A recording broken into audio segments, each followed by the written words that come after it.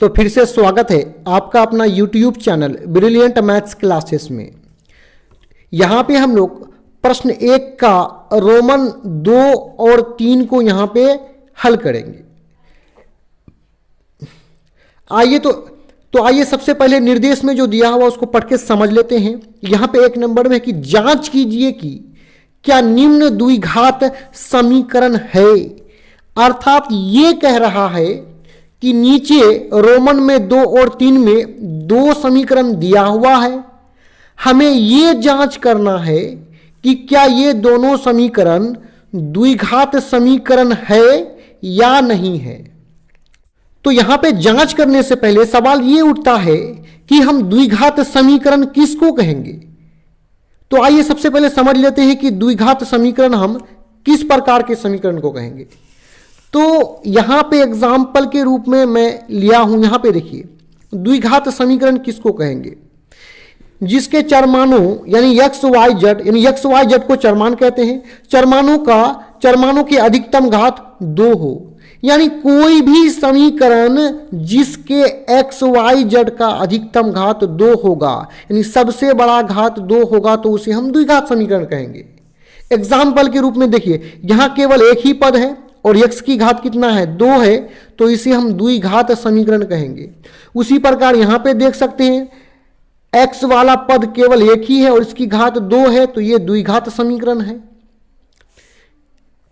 देखिए यहां पे देखिए यहां x की घात 2 है और यहां x की घात कुछ भी नहीं, तो हम कितना समझते हैं, 1 समझते हैं। यानी यहां x की घात 1 और यहां x की घात 2, सबसे बड़ा घात 2 है, तो इसको हम द्विघात समीकरण कहेंगे। उसी प्रकार इस समीकरण में सबसे बड़ा घात 2 है, तो इसको भी हम लोग क्या कहेंगे, द्विघात समीकरण कहेंगे। यानी शॉर्ट में समझिए वैसा समीकरण जिसके चरमानों यानी एक्स वाई जेड का सबसे बड़ा घात 2 होगा, तो उसे हम क्या कहेंगे, द्विघात समीकरण कहेंगे। तो आइए सबसे पहले 1 नंबर को यहां पे सॉल्यूशन कर लेते हैं। तो सबसे पहले 2 नंबर को हम लोग यहां सॉल्यूशन कर लेते हैं। जो हमें समीकरण दिया हुआ उसको पहले हूबहू यहां पे उतार लेते हैं। तो 2 नंबर को उतारने के बाद आइए इसको हल करके देख लेते हैं। यहां कितना है, x की घात 2, यानी बराबर के इस पक्ष में जो भी है उसको हम लोग उतार लेंगे बराबर।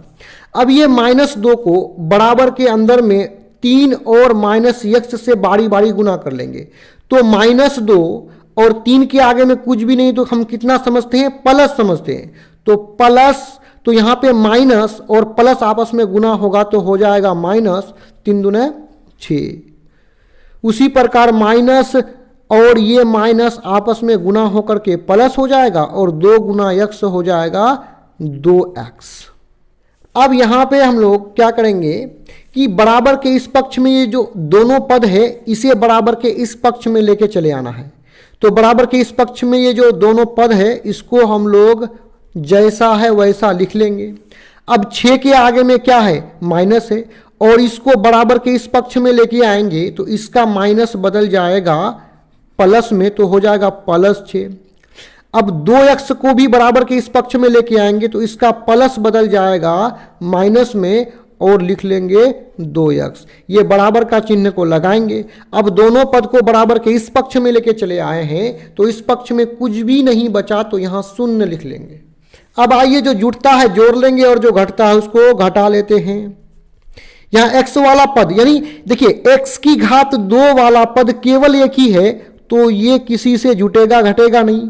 अब यहां भी x वाला पद है, यहां भी x वाला पद है, तो -2x और -2x हो जाएगा -4x और यहां पे क्या है, +6 बराबर 0। अब जैसा कि हम देख पा रहे हैं कि यहां जो 4x है, यहां x की घात कुछ भी नहीं तो कितना है, 1 है, और यहां x की घात 2 है, यानी x की अधिकतम यानी सबसे बड़ा घात 2 है, तो इसे हम क्या कहेंगे, द्विघात समीकरण कहेंगे। तो आइए उसी बात को यहां पे लिख लेंगे कि समीकरण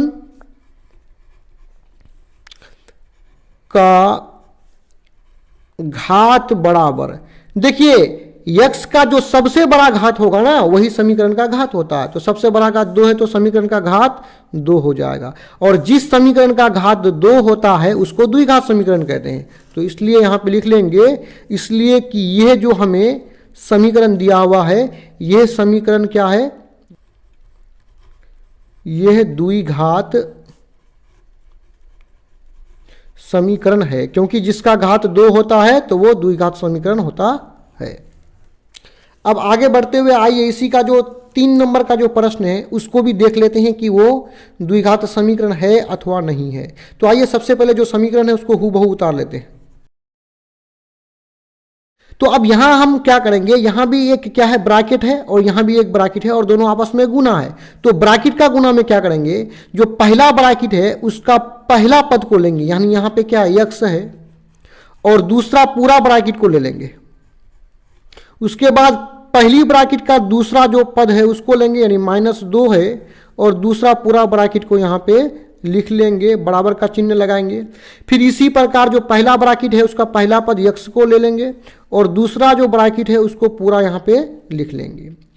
अब पहली ब्रैकेट का दूसरा जो पद है उसको लेंगे, यहाँ कितना है -1 है, थोड़ा ध्यान दीजिएगा, यहाँ ये -1 है तो -1 लिखेंगे और दूसरा जो ब्रैकेट है उसको हूबहू यहाँ पे उतार लेंगे। आइए इसको आगे बढ़ा लेते हैं।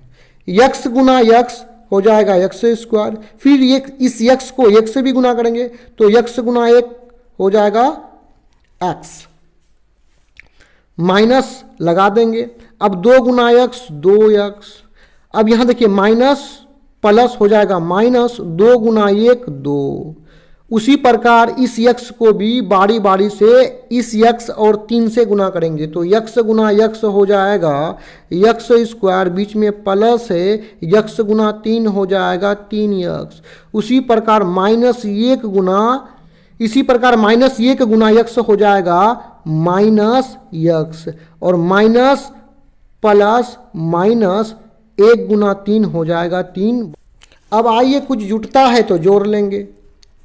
यहाँ x² वाला पद एक ही है तो यहाँ पे लिख लेंगे, यहाँ पे कितना है +x और यहाँ -2x, अर्थात दोनों आपस में घट करके बचेगा -x और यहाँ पे -2 को उतार लेंगे। उसी प्रकार यहाँ x² है +3x -x हो जाएगा +2x -3। अब यहाँ पे क्या करेंगे कि बराबर के इस पक्ष में जो भी पद है उसको बराबर के इस पक्ष में लेके चले आएंगे। तो बराबर के इस पक्ष में जो तीनों पद है उसको हूबहू यहाँ पे लिख लेंगे। अब x² को बराबर के इस पक्ष में लेके आएंगे तो इसका प्लस जो है आगे में छुपा हुआ जो है ये इस पार आएगा तो माइनस में बदल जाएगा, और ये जो प्लस है बराबर के इस पक्ष में आएगा तो माइनस में बदल जाएगा, और इसका माइनस बदल जाएगा प्लस में। बराबर का चिन्ह लगा देंगे, सभी पद को बराबर के इस पक्ष में लेके चले आए हैं तो यहाँ इस पक्ष में कुछ भी नहीं बचा तो यहाँ 0 लगा लेंगे। अब देखिए यहाँ पे, यहाँ भी x², यहाँ भी x², और इसके आगे में कुछ भी नहीं है तो हम प्लस समझते हैं, यानी एक का साइन प्लस है और दूसरे का साइन माइनस है, यानी अलग अलग साइन है तो ये दोनों आपस में कट के समाप्त हो जाएगा। आइए इसको आगे बढ़ा लेते हैं। -x -2x -3x और -2 +3 हो जाएगा +1, बराबर में क्या है 0 है। हम देख पा रहे हैं कि इस समीकरण का अधिकतम घात कितना है 1 है, अर्थात x वाला पद केवल एक ही है और इसका घात कुछ भी नहीं है तो हम 1 समझते हैं, अर्थात जिस समीकरण का घात कितना है 1 है।